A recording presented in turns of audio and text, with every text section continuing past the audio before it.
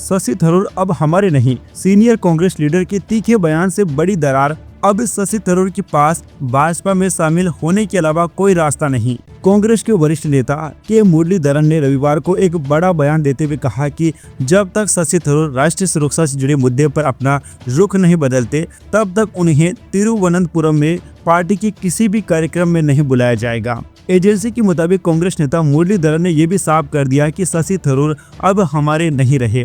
उन्होंने कहा कि थरूर कांग्रेस कार्य समिति के सदस्य जरूर हैं, लेकिन उनके हालिया बयानों और रुख ने पार्टी की आंतरिक एकता पर सवाल खड़े कर दिए हैं। उन्होंने कहा कि वह अब हमारे साथ नहीं हैं, इसलिए उनके बहिष्कार की बात ही नहीं उठती।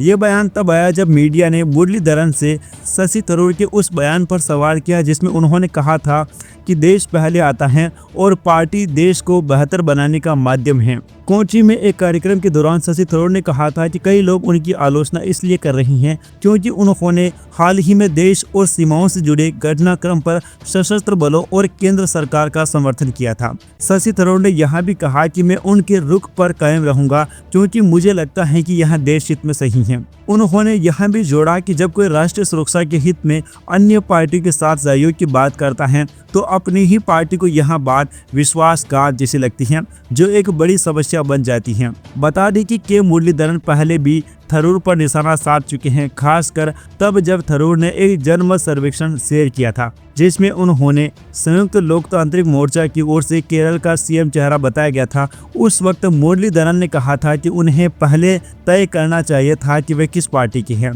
पार्टी में ये विवाद तब और बढ़ा जब शशि थरूर ने एक मलयालम अखबार में आपातकाल के दौरान इंदिरा गांधी की आलोचना करते हुए लेख लिखा था। मुरलीधरन ने इसे लेकर भी शशि थरूर पर हमला बोला और कहा कि अगर वे कांग्रेस के भीतर असहज महसूस कर रहे हैं तो उन्हें अपना राजनीतिक रास्ता स्पष्ट करना चाहिए। शशि थरूर और कांग्रेस नेतृत्व के बीच यह टकराव पहलगाम में हुए आतंकी हमले के बाद उनके बयानों से और बढ़ गया, जिन्हें पार्टी की लाइन से हटकर माना गया था, जिनकी वजह से पार्टी को रक्षात्मक मुद्रा अपनानी पड़ी। ये घटनाक्रम इशारा करता है कि कांग्रेस के भीतर विचारधारा और नेतृत्व को लेकर गहरी खींचतान चल रही है।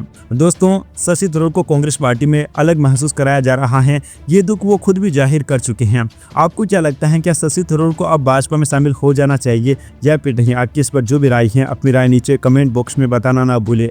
Subscribe now and press the bell icon. Never miss an update.